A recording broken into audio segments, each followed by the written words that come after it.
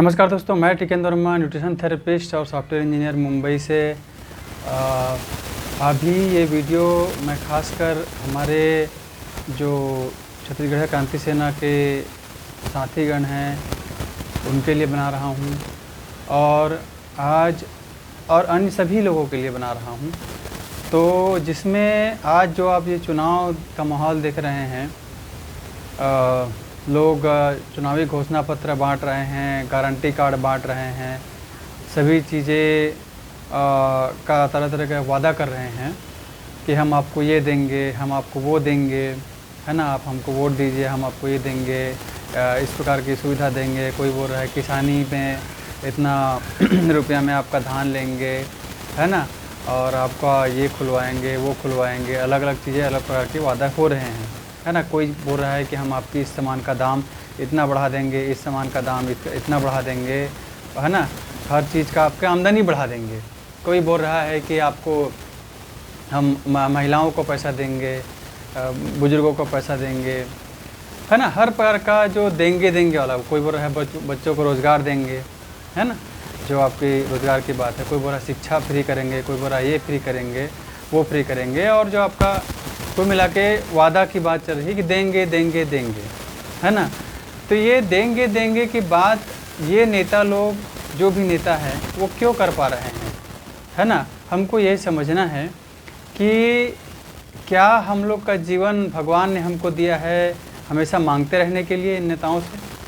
आज 5 साल बाद कोई नेता है जो आज वादा किया है, कोई जीतेगा, फिर 5 साल बाद हम फिर किसी और से मांगते रहेंगे, फिर 5 साल बाद कोई और मांगते रहेंगे। हमारे जो बच्चे, जो आने वाली पीढ़ी है, वो लोग भी नेताओं से मांगते रहेंगे कि हमको ये सुविधा दीजिए, इसको फ्री कीजिए, इसका रेट बढ़ाइए, इसका ये कीजिए। और क्या उनके बच्चे फिर आगे बढ़ते बढ़ते हैं, जो सैकड़ों जो पीढ़ियाँ चलती रहेंगी, वो सिर्फ मांगने का काम करेंगे नेताओं से 5 साल में। क्या भगवान ने हमको इसीलिए बनाया है? नहीं, है ना। आपको इसमें याद करना है, कोई बड़ी कठिन बात नहीं है। हमारे दादाजी का समय कि उस समय व्यवस्था क्या थी, क्या उनको भी नेताओं के पास जो मांगने की ज़रूरत पड़ती थी, उनके पास भी ऐसे वादे और किए जाते थे? ऐसा तो नहीं है। उनके समय में तो ये चुनाव था ही नहीं, पहली बात, है ना। पुरानी व्यवस्था थी, गांव की स्वावलंबी व्यवस्था थी, किसी के पास हाथ फैलाने की ज़रूरत नहीं पड़ती थी। तो ये जो देंगे वाले जो जितने नेता लोग आए हैं, जो चुनावी वादा करते हैं, वादा में बोलते हैं हम लोग ये देंगे वो देंगे ऐसा करके, और जो हम ये इसको तोड़ने की बात कर रहे हैं वो है क्या। तो इसको मैं मैं 15 साल से इंजीनियर का जॉब में था, इंजीनियर का जॉब किया। उसके बाद ये महामारी आई तो सॉफ्टवेयर इंजीनियर से के साथ साथ मैं आहार चिकित्सक का भी काम कर रहा हूँ। चिकित्सा भी मैंने समझा है, चिकित्सा मैं कर रहा हूँ। आप मेरे वीडियोस देखते रहते हैं, अलग अलग प्रकार का इलाज मैं करता रहता हूँ। तो मैंने ये अनुभव से ये पाया है कि सारा जो ये देंगे का जो सिस्टम है, और ये सिस्टम जो बना है कि वो लोग बोल पा रहे हैं कि हम देंगे, जबकि उनके पास कुछ नहीं है ना, है ना, उनका खुद का नहीं है जो भी देंगे वो। तो वो क्या सिस्टम रहेगा कि आप उनको अपने कमाई से टैक्स के पैसे उनको देंगे, नेताओं को, है ना। यहाँ पे आप हैं तो आप अपनी कमाई का पैसा, यहाँ पे नेता हैं तो आप अपनी कमाई का पैसा, तेल दाल, है ना, रोटी कपड़ा मकान, जो भी चीज़ आप खरीद रहे हैं जिसमें टैक्स लग रहा है, वो टैक्स के माध्यम से आप नेताओं तक पहुँचाएँगे, है ना। और सारा पे हर चीज़ में टैक्स लगता है, सारा टैक्स का, टूथपेस्ट से लेके साबुन से लेके हर चीज़ में टैक्स लगता है, और चावल दाल सभी चीज़ में, अलग अलग पैकेट के सामानों में टैक्स लगता है। वो टैक्स के माध्यम से आप पैसा उनको पहुंचाएंगे, पेट्रोल डीजल सभी करके, और फिर वो पैसे को वो नेता आपको चुनावी वादा के तरह से ये देंगे वो देंगे करके आपको वादा किया जाता है। और आज की स्थिति ये है कि कितना भी अच्छा नेता हो, कुछ भी हो, लोग संतुष्ट नहीं हैं, लोग में एक बेचैनी का माहौल है। लोग किसी भी नेता से खुश नहीं हैं कि चलो हाँ हमने इसको वोट दे दिया और ये आ गया और हमने सारे काम इसने हमें अच्छे कर दिए। कहीं ना कहीं कोई ना कहीं कमी रह जाती है। और क्योंकि ये सिस्टम ही ऐसा है कि आप अपने, देखिए सीधी सीधी बात है, आप अगर अपनी कमाई को, पैसे को किसी और को दे देंगे और उसको बोलेंगे कि वो आपके लिए अच्छा कुछ काम करे, तो ये तो उम्मीद की बात हो गई ना। उस आदमी के मन में अगर कुछ गलत हो तो वो तो जाहिर सी बात है वो गलत काम करेगा। जैसे आज आपने देखा कि जो ये देंगे देंगे वाला जो नीति चल रहा है, जिसमें राशन की बात हो रही है, अलग अलग चीज़ों की बात हो रही है, तो यही राशन का फ्री राशन जो मिल रहा है, उसी के चक्कर में तो लोगों को ये 2 इंजेक्शन लगवाए गए। नहीं तो बोला गया कि आपका राशन कार्ड देंगे, है ना, यही देंगे वाले ही हैं, आपका राशन कार्ड देंगे बोला, अगर नहीं लगवाओगे तो आपको बस में चढ़ने नहीं देंगे बोला, आपको गरबा खेलने नहीं देंगे, आपको बस में ट्रेन में चढ़ने नहीं देंगे, एरोप्लेन में चढ़ने नहीं देंगे, आपको मॉल में जाने नहीं देंगे। तो ये देंगे देंगे वालों ने ये भी देंगे बोला ना कि ये सब नहीं करने देंगे, आपको बैंक अकाउंट खाता खोलने नहीं देंगे, आपका बैंक का पैसा निकालने नहीं देंगे, आपका लोन फाइनेंस नहीं होगा, आपकी तनख्वाह रोक दी जाएगी। ये सारी बातें बोली गई यही 2 डोज के लगाने के लिए बोली गई, है ना।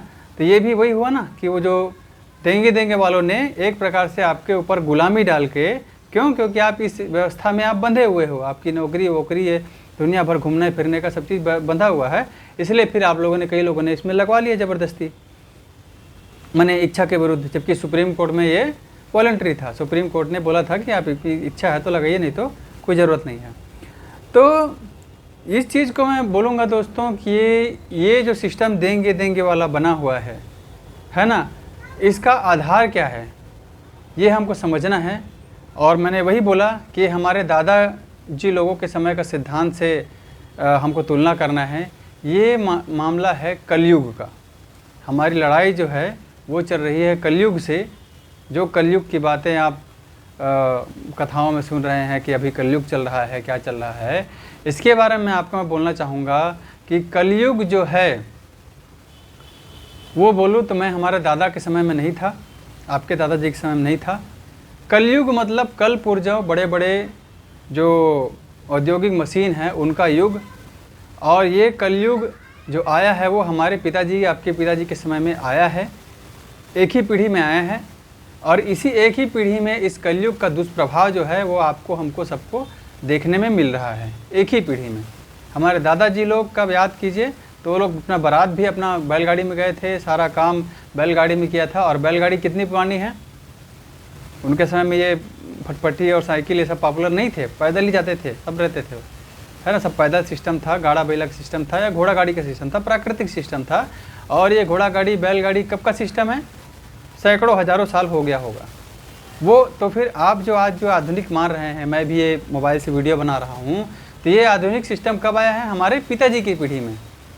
तो ये पूरा कलयुग जो है, लोग बोलते हैं इतने साल का है कलयुग, मैं तो नहीं मानता। मैं तो बोलता हूँ कलयुग जो आया है वो हमारे पिताजी की पीढ़ी में ही आया है, पहली बार नया। और इसी पीढ़ी में ये ध्वस्त भी होने वाला है।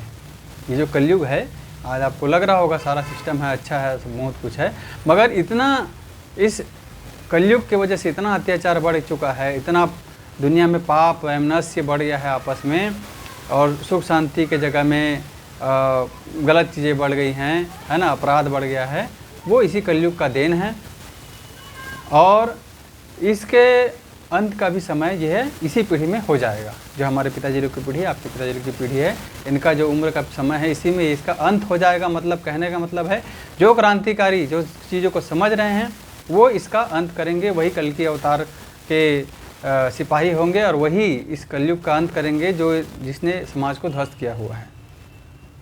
तो ये क्या है कि हमारे दादाजी के समय में ये सब चीज़ सिस्टम अच्छा था। और ये जो देंगे देंगे वाले नेता लोग आए, ये किसके बल पे आए, किसके बल पे ये लोग बोल पा रहे हैं कि हम आपको देंगे, हम आपको ये देंगे, आप हमको टैक्स दीजिए फिर हम आपको देंगे। वही है कलयुग। मतलब क्या कि ये लोग टैक्स कहाँ से ले रहे हैं, ये आपको बड़ी बड़ी मशीनों के माध्यम से पेट्रोल डीजल निकाल के खनन करके आपको टैक्स ले रहे हैं, आपसे पेट्रोल डीजल पे टैक्स ले रहे हैं। आपको जो हल से जुताई करते थे फ्री में अपने बैल और गाय बैल के माध्यम से और अपना हल के माध्यम से जो जुताई करते थे, सारा सिस्टम था किसानी का, उसमें आपका ये ट्रैक्टर ला के उसका लोन, है ना। और हर जो सामान खरीदते थे, पहले लोग अपना घरेलू अपना राख से मंजन करते थे, अपना माटी से, अपना साबुन से अपना नहाते थे, है ना। ये सारा सिस्टम घरेलू था। दातुन भी, अपना दातुन भी घर का रहता था, जो बबूल का दातुन करते थे लोग, नीम का दातुन करते थे, करन का करते थे। ये सारा सिस्टम में ये लोगों ने पैसा डाल दिया, हर जगह पैसा डाल के ये लोगों ने टैक्स का सिस्टम किया और वो टैक्स कलेक्ट करके फिर आपको ये देंगे कर रहे। तो ये सारा जो सिस्टम बना है वो कैसे बना है, आपको टूथपेस्ट बनाने के लिए मशीन चाहिए, ट्रैक्टर अपने आप एक मशीन है ना।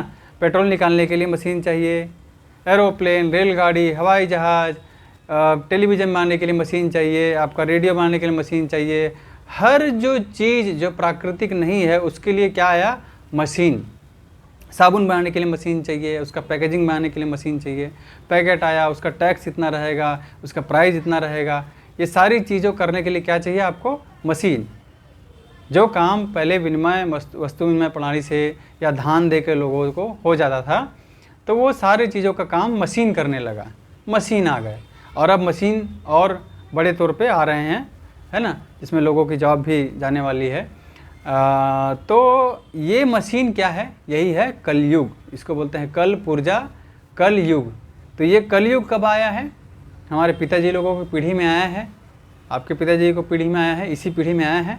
और इसी पीढ़ी में ये मशीनों के माध्यम से ये नेताओं ने हमसे सारा टैक्स कलेक्ट किया, कलेक्ट करके फिर हमको देंगे करके हमको गुलाम बना रहे हैं। जैसे बोला था ना, राशन कार्ड देंगे, मतलब राशन काटने के चक्कर में लोगों ने लगवा लिए, है ना, और वही एक गुलामी हो गई, है ना। स्वेच्छा से लगाते, खुशी से लगाते तो बात अलग थी, क्योंकि उनको राशन देते हैं लोगों को, तो राशन काटने का मतलब उसके एवज में अगर अफवाह फैला के बोला जा रहा है कि राशन काटने पे लगाओ नहीं तो काट देंगे, तो वो गुलामी हो गई। तो ये गुलामी लोगों को इस कलयुग, इस मशीन के वजह से झेलनी पड़ रही है।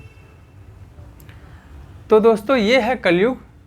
और हमारी लड़ाई, जो हर क्रांतिकारी जो मेरी बात सुन रहा है उसको ये समझना है कि हमारी लड़ाई एक कलयुग से है। कलयुग मतलब इन मशीनों से है लड़ाई, कोई एक व्यक्ति नहीं, कुछ नहीं। क्या आपको लगता है कि कोई हेलीकॉप्टर का आविष्कार, जो हवाई जहाज़ का आविष्कार, या जो भी मशीनें आप देख रहे हैं उसका आविष्कार कोई व्यक्ति ने कर दिया है? कोई व्यक्ति इतना इंटेलिजेंट था कि उसने ये टेलीफोन का आविष्कार कर दिया, किसी ने बल्ब का आविष्कार कर दिया, है ना, और किसी ने साइकिल का, किसी ने गाड़ी का आविष्कार कर दिया। तो क्या आपको लगता है कि एक आदमी का दिमाग इतना तेज रहा होगा कि उसने कर दिया? मेरी बात थोड़ा गंभीरता से सोचिए कि क्या आपको लगता है कि इतनी सारी टेक्नोलॉजी, आज ये मोबाइल जो हम लोग देख रहे हैं, जैसे मैं रिकॉर्ड कर पा रहा हूँ, हर काम जो कर रहे हैं, बड़ी बड़ी मशीन आई है, इसका आविष्कार एक आदमी ने कर दिया? एक आदमी जो है, जो भी इनका नाम इनमें आता है आविष्कारक के तौर पे, तो क्या इन लोगों ने कर दिया? क्या ये लोग इतने इंटेलिजेंट थे कि अचानक से सोचा और आ गया, ये सारी डिवाइसेस, सारी चीज़ें आ गई, सारा सिस्टम आ गया? ऐसा नहीं है। यही है दोस्तों, ये है कलयुग। और नहीं, कहीं ना कहीं ये एक दैवी शक्ति का प्रकोप है कि ये सारी चीज़ें आई, इसी पीढ़ी में आई, फिर से बोलता हूँ मैं, और इसी पीढ़ी में से इसका ध्वस्त भी होना तय है, क्योंकि ये विनाशक है। आपको लगता है विकास किया, कंक्रीट के ये सब बना दिए, बड़ा बड़ा घर बना दिया, ये बना दिया, विकास है, बड़ा अच्छा दिख रहा है। मगर इस विकास का विध्वंस आपको समझना है कि जो मैंने बोला कि ये एक दैवी शक्ति से ये सारा चीज़ आया हुआ है, तभी इनको टेक्नोलॉजी मिली। कोई आविष्कारक ऐसा नहीं होता कि कोई भी ऐसी राह चलते बना दिया जाए। ये बहुत ही बड़ी बातें हैं, बहुत सारी बातें हैं। मगर हम फिलहाल सॉल्यूशन पे इसमें की तरफ ध्यान रखेंगे कि इसका नुकसान क्या है। आपको तो विकास है तो अच्छा लग रहा है, तो आप ही खुद ही देखिए, जब बैलगाड़ी थी तब रोड एक्सीडेंट होते थे? नहीं होते थे, है ना। जब प्राकृतिक मैं खुद आहार चिकित्सक हूँ, तो मैं आपको बताना चाहूँगा कि जो उपयोग भी करते हैं, कि हम लोग चप्पल भी नहीं पहनते थे, उस समय लोग स्वस्थ रहते थे। आज चप्पल भी आके हमको नुकसान कर रहा है। दातुन की जगह में दंतमंजन आया है, उसमें जो फ्लोराइड है वो हमारा नुकसान कर रहा है। साबुन की जगह में पहले मिट्टी का उपयोग करते थे, मिट्टी हमारा फ़ायदा करता था, क्योंकि मिट्टी से ही आम पैदा होता है, मिट्टी से ही हर प्रकार के फल पैदा होता है, सब्जी पैदा होती है। तो हम मिट्टी से जब नहाते थे तो हमारा शरीर स्वस्थ रहता था। आज साबुन से हमारा शरीर नुकसान हो रहा है। इसी मशीनों से तरह तरह की दवाइयाँ आई हैं, तरह तरह के केमिकल आए हैं। मशीनों की वजह से, मशीनों का इन्हीं पौधों जड़ी बूटियों से केमिकल को एक्सट्रैक्ट करके उस केमिकल को कंसनट्रेट फार्म में आपको इंजेक्शन के माध्यम से डाला जाता है। यही केमिकल, यही मशीन का प्रकोप ये है कि आज लोगों को कई तरीके के साइड इफ़ेक्ट होते हैं इन्हीं केमिकल से। आज बच्चों का ऑपरेशन से बच्चों का जन्म होता है, जो पहले नॉर्मल होता था, इसका भी नुकसान सभी जगह सामने में आ रहा है। अलग अलग चीज़ें हैं, जितने भी केमिकल दवाइयाँ हैं बार में, सबका साइड इफ़ेक्ट के बाद दवाइयाँ में खुद ही लिखा रहता है डब्बे में, जो प्राकृतिक था पहले। तो हर मशीन आप बोल रहे हैं कि मैं तो शिरडी साईं बाबा जा रहा हूँ, मैं तो वहाँ घुमा रहा हूँ, वहाँ घुमा पा रहा हूँ इन नई मशीनों के चक्कर में। मगर इसी मशीनों ने आपका क्या किया है कि आप उस घूमने के फिरने के चक्कर में, पहले के लोग, हमारे दादाजी के समय के लोग तीर्थ व्रत उतना नहीं कर पाते थे क्योंकि वैसे साधन नहीं था, सिस्टम ही नहीं था। लोग अपने गाँव में सब व्यवस्था संभालते थे, परिवार संभालते थे, अच्छे से सब रहते थे, संतुष्ट रहते थे। इसका कोई लिमिट नहीं है। आप शिरडी घूमे हैं, आप गोवा घूमे हैं, आपके मन में इच्छा है कि मैं विदेश भी घूम लूँ, है ना, तो ये कभी इसका अंत नहीं है। तो पहले लोग इसमें अच्छे रहते थे पहले। आज सब चीज़ घूम के, सब चीज़ देख के भी लोग अशांत हैं, संतुष्ट नहीं हैं। अच्छा, दूसरी बात, सबसे बड़ी बात, क्या आपको लगता है ये सारी सुविधा की चीज़ आ गई, साबुन सोडा का, टूथब्रश आ गया आपका, अच्छा छोटे बच्चों को ब्रश करा रहे हैं, चप्पल आ गया, सब आ गया, जितनी भी इस जो पीढ़ी की आप कलयुग की जो चीज़ें उपयोग कर रहे हैं, पेट्रोल आ गया, डीजल आ गया, बड़ी बड़ी गाड़ियाँ आ गई, आराम आ गया, बड़े बड़े हॉस्पिटल खुल गए, सब हो गए, सारी सुविधा हो गई, एक फ़ोन में सभी आ जाता है, गाड़ी आ जाता है, सुविधा आ जाता है। तो क्या इतनी दवाइयाँ और इतने मेडिकल, हर चीज़ का दवाई है, ये सब आ गया है, तो क्या आपका जो एवरेज उम्र है, क्या इंसान का जो एवरेज आयु है वो हमारे दादाजी लोगों की तुलना में बढ़ गया? ये आप सोचिए इस बात को, क्या उनकी तुलना में हमारी आयु बढ़ गई है? एवरेज आयु, जो औसत आयु जो है वो बढ़ गई है? मतलब 80 साल जीते थे तो क्या वो 100 साल हो गई है? या 100 साल जीते थे हमारे दादाजी लोगों के समय में तो वो 120 साल हो गई है? या वो 100 साल से उल्टा गिर के 60 तक पहुंच गई है, 60-70 तक पहुंच गई है? हो रहा है ना, आज देख रहे हैं आजकल आपका कम कम उम्र में लोगों को बीमारियां हो रही है, बीपी शुगर की दवाई सब लोग खा ही रहे हैं, हार्ट अटैक हो ही जा रहा है लोगों को। तो ये कलयुग ने हमारी उम्र बढ़ाई है क्या? फिर कुछ लोग बोलेंगे नहीं, हमको तो जीने में हमको मज़ा आ रहा है, हम तो घूम फिर पा रहे हैं, सब कर रहे हैं। मगर अगर आपका उम्र कम हो गया है, आप बीमार हो रहे हैं, बीमार होकर सारी कमाई भी उसमें चली जा रही है, तो फिर ये मशीन क्या काम के?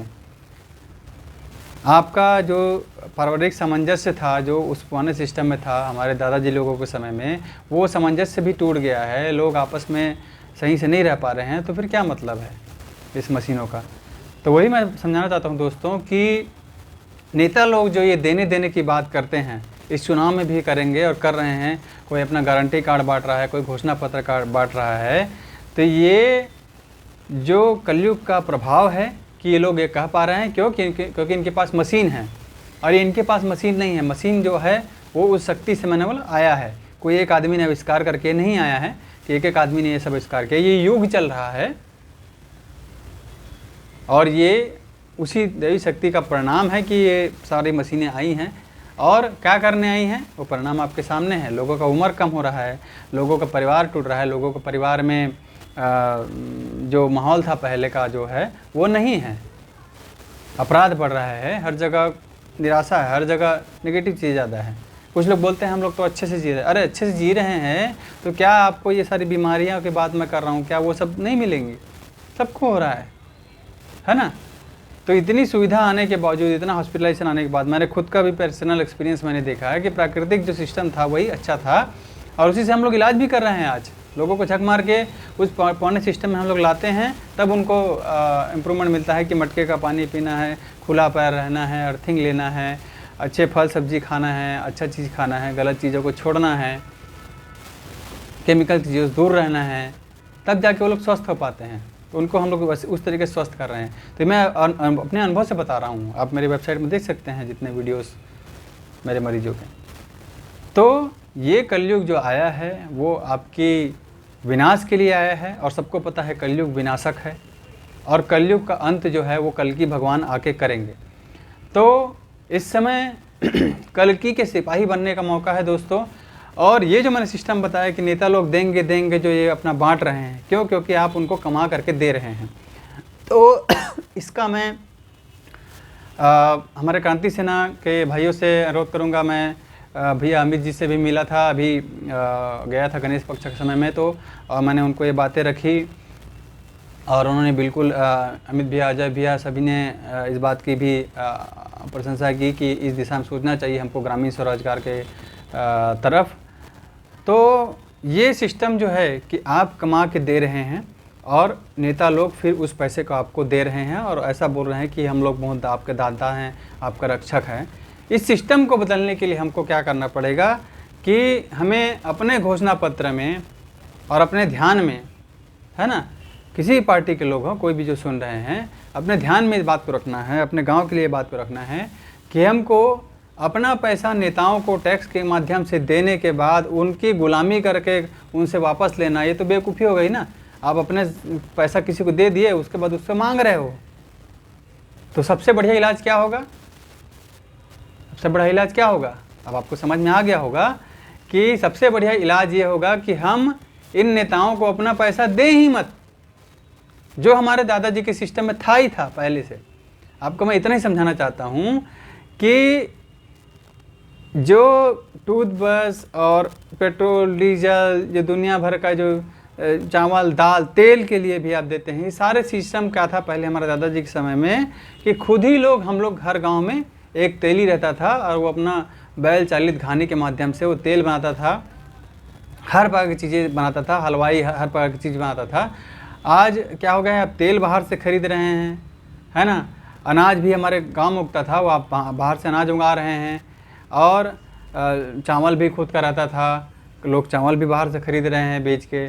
फिर आपका जो ये चिप्स कुरकुरे बच्चे लोग खाते रहते हैं, वो हलवाई अपना गांव का बनवाता था, चना मुर्रा ये सब हलवाई का काम हलवाई गांव का करता था। तो इसमें क्या होता था कि सारा पैसा जो है गांव का, वो गांव में ही रुक जाता था, गांव में ही रहता था। ये हमारा अच्छा बात था। आज हर चीज़ के मामले में आपका पैसा गांव से बाहर जा रहा है, दूसरे के जेब में जा रहा है, और यही टैक्स के माध्यम से नेताओं को मिलता है। फिर नेताएं हमको अपना भीख दिया टाइप के हमको देते रहते हैं, है ना। तो इसे हमें बदलने के लिए मैंने हमारे क्रांति सेना के सभी साथियों से ये अनुरोध करूँगा, और भैया लोग को भी मैं सबमिट करूँगा कि हमारे घोषणा पत्र में हमको इन चीज़ों को तरफ ध्यान मैं अपनी तरफ से ये सोचा हूँ, जो मैं अपने गांव में भी मैं अपना एक दिवाली के समय में उदाहरण प्रस्तुत करने की कोशिश करूँगा। मैं भी मिडिल क्लास व्यक्ति हूँ, मगर प्रयास करूँगा कि एक बैल चालित कच्ची घानी जो है हर गांव में इस्टेब्लिश करने का, जो पहले था, जाता है, बहाना है, ढेकी है। तो ये बैल चालित कच्ची घानी का तेल वो तेल है, वो जो हमारे स्वास्थ्य के लिए अच्छा है, जो पहले के लोगों को मिलता था। जाता है, बहाना है, ढेकी है। इन चीज़ों से जब आप अपना आटा, मसाला, आपका धान कूटेंगे तो वो कोल्ड प्रेस रहता है और वही फ़ायदेमंद रहता है। इसी को जब आप मशीन से तेल निकालेंगे तो वो गर्म हो जाता है, मशीन से जब आटा निकालेंगे तो वो गर्म हो जाता है, मशीन से जब मसाला पीसेंगे तो वो भी गर्म हो जाता है, और मशीन से जब अपना चावल भी जब आप कुटाई करते हैं तो वो भी गर्म हो जाता है।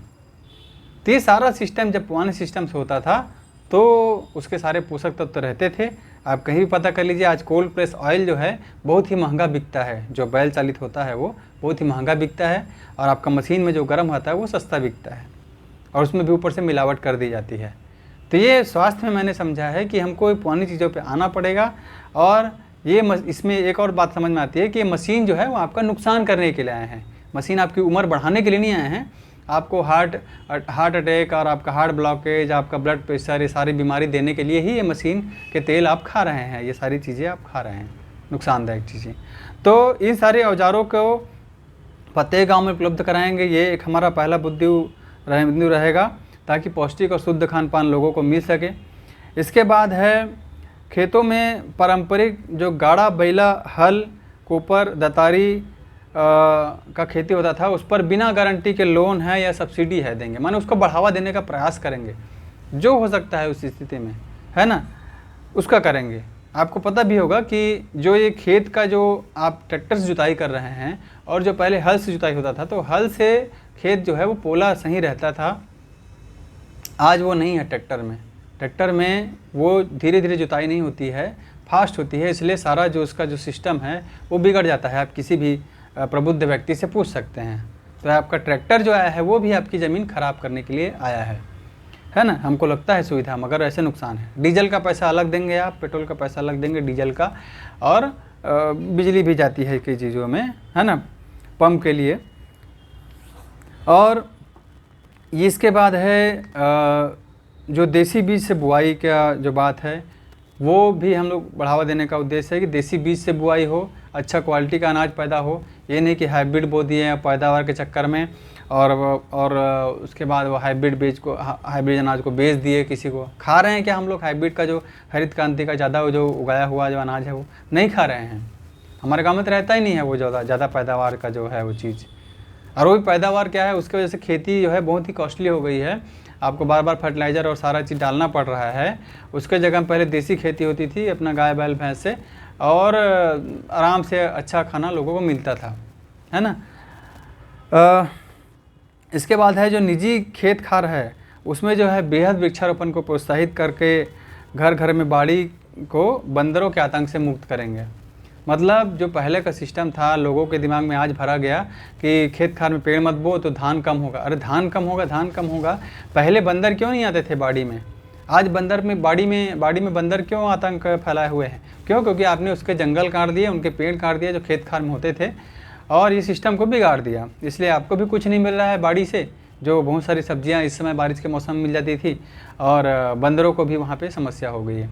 तो ये जो एक झूठ फैलाया गया है कि छाँव से नुकसान होता है, क्योंकि पैदावार का ये हवस क्यों किसने डाला है कि मुझे ज़्यादा पैदावार चाहिए? पहले तो नहीं था ये।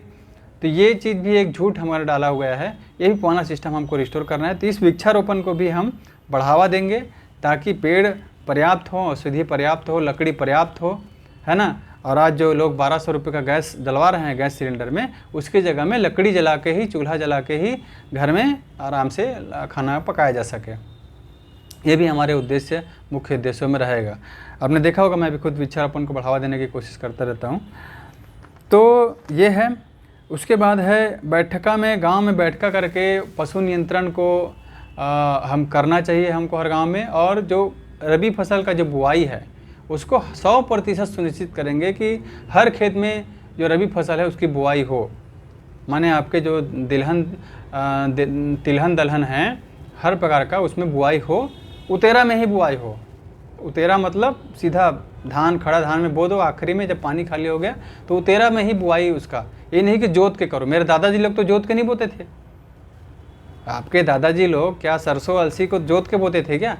खेत जोत के नहीं, क्योंकि पानी इस समय था नहीं, प्राकृतिक सिस्टम था। और उतेरा में ही धान, खड़े धान में पानी खाली के समय उतेरा में बोते थे, और उसी से अपना जितना पैदावार हुआ उससे अपना तेल और दाल उनको मिल जाता था।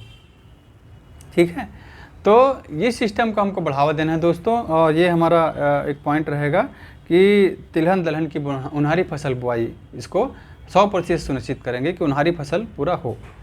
इसके बाद है जो चिकित्सा की बात मैं करूं तो ये विदेशी अप्राकृतिक जो एलोपैथिक चिकित्सा है, जिसमें पीड़ादायक इंजेक्शन होता है, जिसमें कड़ू कड़ू दवाई होती है, इसके अलावा जो प्राकृतिक चिकित्सा है, जो पहले की वैदिक चिकित्सा है, उसके केंद्र भी हर गांव में खोलने का प्रयास रहेगा कि ज़्यादा से ज़्यादा वो प्राकृतिक चिकित्सा जिसमें कड़वी दवाई नहीं है। कड़वी दवाई जो शरीर को पसंद नहीं है ना, कड़वी दवाई, है ना।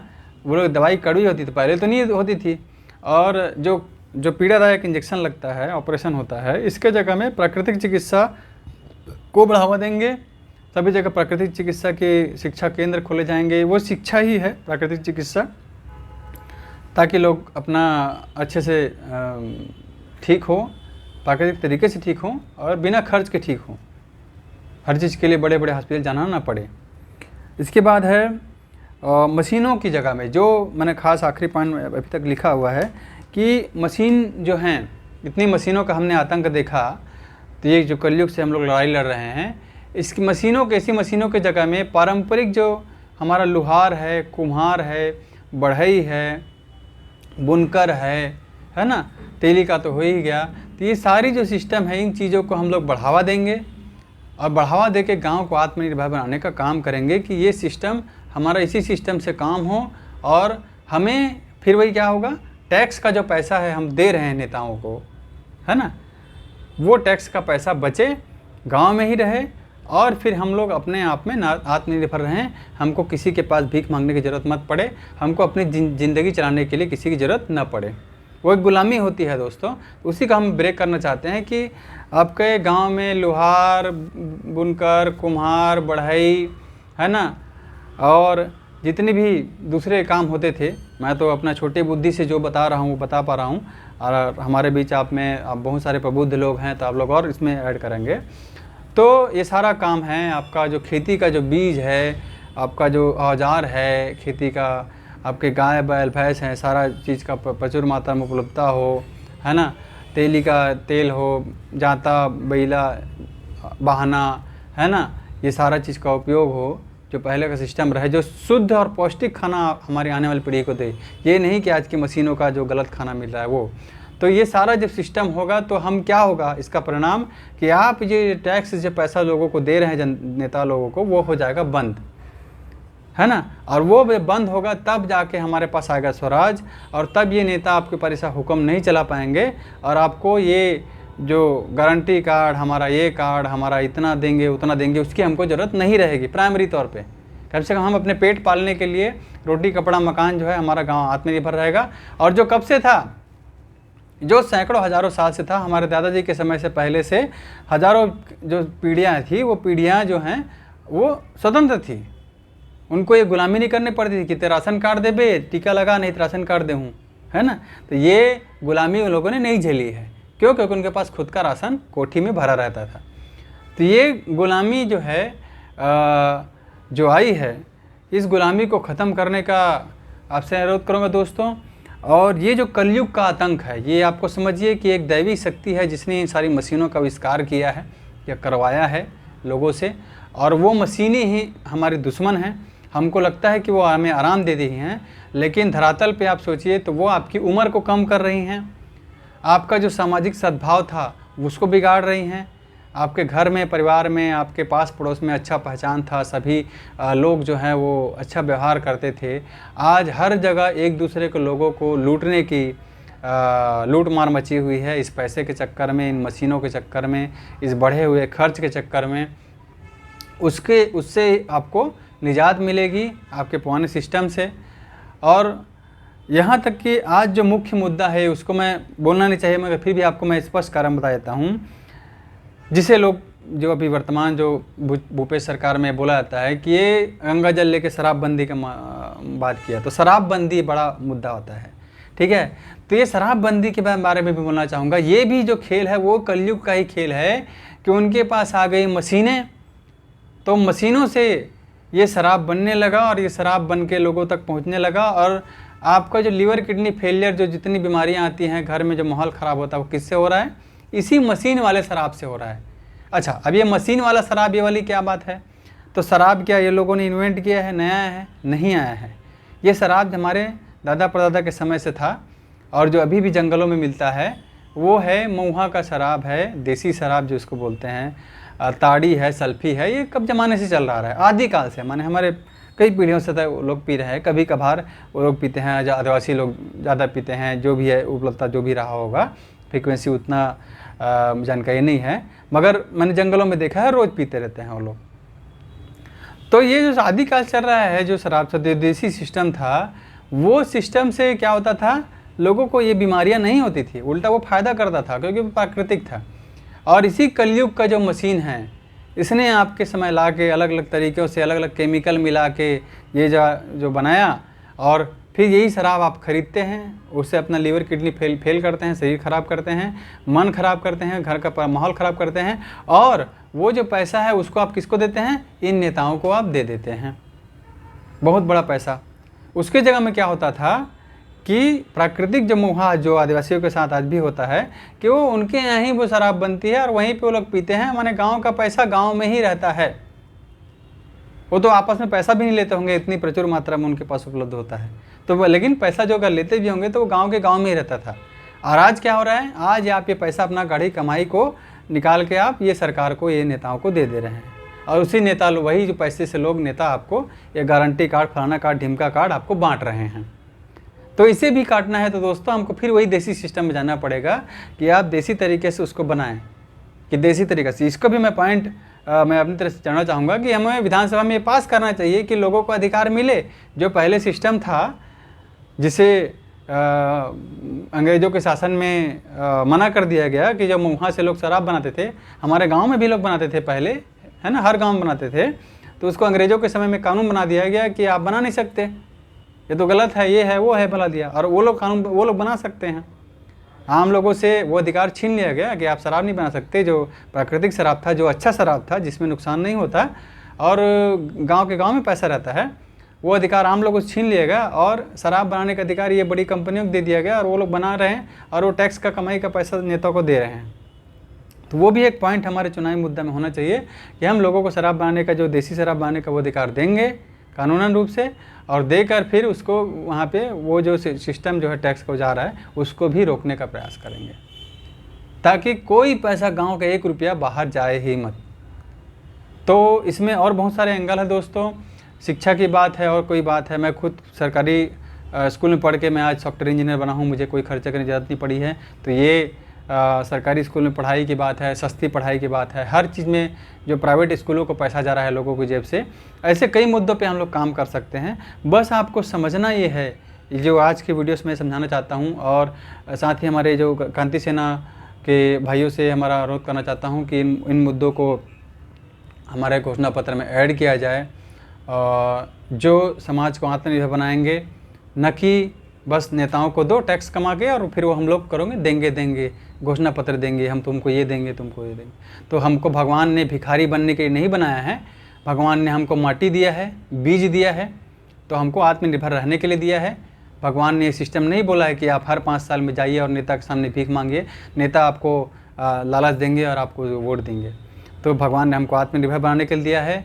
हमारी शिक्षा, स्वास्थ्य, हमारे जो स्वास्थ्य का ज्ञान है वो भी हमको दिया है। इसके लिए निर्भर नहीं है कि आपको जो दाई दीदी क्लिनिक का जो गाड़ी आएगा, वो महतारी एक्सप्रेस आएगा, वही आपकी जचकी कराएगी, वही आपका जो गाड़ी आएगा वही आपका ठीक करेगा, वही आपका इंजेक्शन जो पीड़ादायक रहता है वही आपको बचा सकता है, वही आपकी कड़वी दवाइयाँ जो होती है वो आपको बचा सकती है, वो आपका जो ऑपरेशन काटा जाता है, फाड़ा जाता है, उसी से आपका इलाज हो सकता है। ऐसा नहीं, मैंने खुद भी साबित किया है। हमने हर चिकित्सा से लोगों का ऑपरेशन छुटवाए हैं, लोगों का जो बिना इंजेक्शन के उनका जो शुगर का कंट्रोल किया है, उनका जो अलग अलग समस्या है वो बिना ऑपरेशन के ठीक किया है।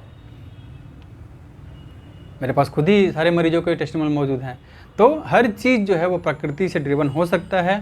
और हमको इस कलयुग रूपी राक्षस, जैसे बोलते हैं ना, राक्षस मैं इसलिए क्यों बोल रहा हूँ क्योंकि आपका उम्र कम कर रहा है।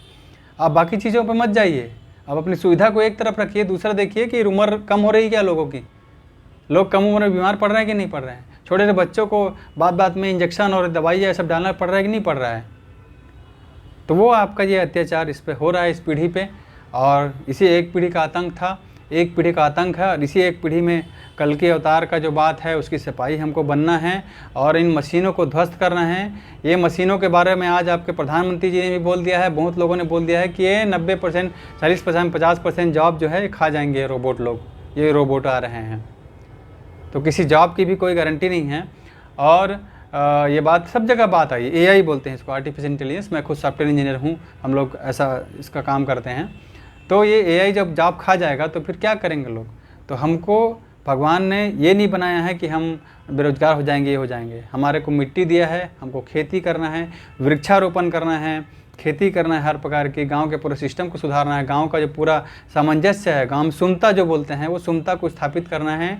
उन्हारी फसल बोना है 100%, हर प्रकार की जो नेचुरल खेती करना है, गाय बैल भैंस पालना है और उसको पाल करके हमको अच्छा जीवन जीना है, जो आपको ये मशीन से नहीं मिल रहा है, कतई नहीं मिल रहा है। आप मुझे एक मशीन का नाम बताइए जो आपको फ़ायदा दे रहा है, आपकी ज़िंदगी को ओवरऑल अच्छा कर रहा है।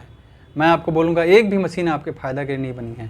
ये मशीन जो है, जितना सिस्टम है, ये सिर्फ़ और सिर्फ एक कलयुग है, कल पुर्जे का युग है और ये पूरा ध्वस्त करने के लिए आया है और एक ही पीढ़ी में आया है।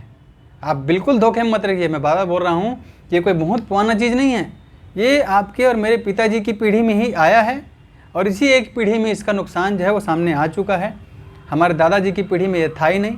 और हमारे दादाजी की और पुरानी पीढ़ी कितनी थी, दादा के दादा, दादा के दादा, दादा के दादा, कितने पीढ़ी के बाद वो लोग ये पीढ़ी चलते चलते हम यहाँ पे हैं। और ये सारी जो मशीन चीज़ें आई हैं, इनकी पीढ़ी के, ये हमारे पिताजी की पीढ़ी में ही आई है, ज़्यादा कोई पुराना नहीं है।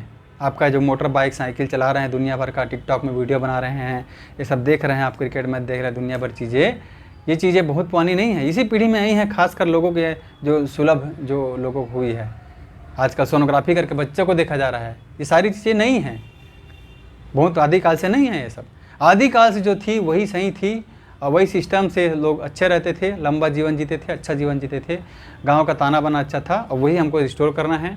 और कलयुग से लड़ाई में आप सभी का योगदान मैं यही चाहूँगा कि ये जो बड़े बड़े घोषणा पत्र, वादे, जो देने का जो सिस्टम है, इसके चक्कर में मत आइए, बल्कि हमको पूर्ण आज़ादी जो हम लोग बात कर रहे हैं, ये परमानेंट स्वराज माने स्थायी आज़ादी की बात जो हम लोग कर रहे हैं, जो स्थायी आज़ादी हमारे दादाजी लोगों के समय में था, वो स्थायी आज़ादी हमको चाहिए। ये नहीं कि हर 5 साल में हम लोग भीख मांगते रहें, नेताओं के पास गिड़गिड़ाते रहें।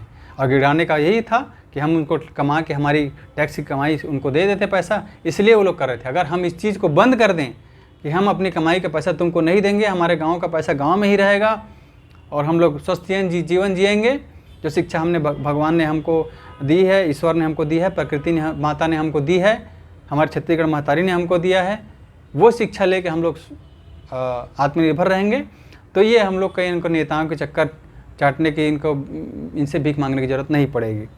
तो हमको ऐसा लोग बनना है जो हमको आत्मनिर्भर बन सके। और मैं अपने तौर पे ही आपको मैं बताना चाहूँगा, बातें तो सभी कर देते हैं, लेकिन काम करके दिखाने की बात आती है। तो मैंने खुद ही कोदो कुटकी की जो बुआई है वो रवेली में 8 एकड़ में किया था। आज वो वीडियो वायरल है, करीब लाखों लोग उसको देख चुके हैं। आप भी सर्च कीजिएगा, कोदो इंजीनियर ने की कोदो की खेती, तो आपको मेरा ही वीडियो मिलेगा। तो वो कोदो कुटकी, कांगनी, हरी कांगनी, सावा, ये 5 मिलेट्स जो डॉक्टर खादरवली जी का सिद्धांत है, उसको मैंने वो किया और उसको मैं मरीजों को मैं भी देता रहता हूँ। आपको भी पता होगा कोदो शुगर में अच्छा होता है, तो शुगर में नहीं होता, सभी बीमारी में अच्छा होता है कोदो कुटकी। तो उसकी खेती मैंने किया। उसके बाद मैंने अपने घर में भी, घर के खेतों में भी मैंने वृक्षारोपण किया था। फल के पौधे, संतरा, नारियल और मौसम्बी के पेड़ लगाए थे, और अलग अलग कई प्रकार के पेड़ उसमें लगाए थे और वृक्षारोपण किया था। और गांव में भी करीब 300-400 पौधे ला के लोगों को बांटे थे। और उसके बाद अभी इस दिवाली में मेरा प्रयास है कि जो ये कच्ची घानी है, बैल चालित घानी है, जाता और आपका बहाना तो रहता ही है लोगों के पास, मगर फिर भी उसका एक क्लब करके एक जगह में दिखाने का प्रयास करूँगा कि जो स्वस्थ, जो अच्छा स्वास्थ्य का जो चीज़ें था वो क्या था, अच्छा तेल क्या था। तो ये सारी चीज़ों को मैं दिखाने का प्रयास इस दिवाली में आपको करूँगा। आपको हो सके उस समय वीडियो मिलेगा। तो मैं अकेले कर रहा हूँ दोस्तों, तो इस समय आपके सबके साथ की ज़रूरत है। आप जितने ज़्यादा लोग मरे तो ज़्यादा अच्छी चीज़ें हम कर सकते हैं। आपको मेरा विचार अच्छा लगा होगा, ये सारी बातें अच्छी लगी होगी, तो बिल्कुल जुड़िए मेरे साथ और हम सभी जुड़ेंगे।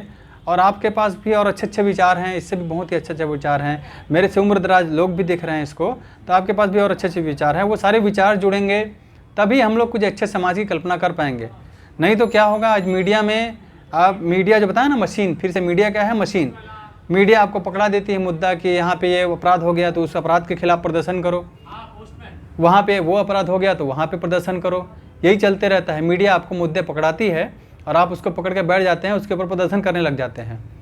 तो मीडिया के बहकावे में नहीं आना है और अपना स्वविवेक से हमको हमारा समाज बनाना है, सुधारना है। और ये चुनाव का बहकावा, क्रांति सभी के मन में है आपके दोस्तों, लेकिन क्रांति को जो छत्तीसगढ़ क्रांति सेना की बात करें तो ये परदेसिया की जो बात कर रहे हैं वो बिल्कुल हमारे हक और स्वाभिमान की लड़ाई हमको लड़नी है। लेकिन उससे भी बड़ा परदेसिया जो है वो आपका ये कलयुग, ये सारी मशीनें, विदेशी केमिकल, विदेशी दवाई, जो ये परदेसिया तो हमारा हक छीन रहा है ना, जो हम लोग राज्य स्तर पे परदेसिया की बात करते हैं। लेकिन ये एक परदेसिया है जो अंग्रेजी विदेशी दवाई है, वो तो आपके शरीर तक में घुस जा रहा है, वो आपका जेब काट रहा है। हर चीज़ में ये मशीनें जो हैं आपका जेब काट रही हैं, आपका व्यवस्था ख़राब कर रही हैं।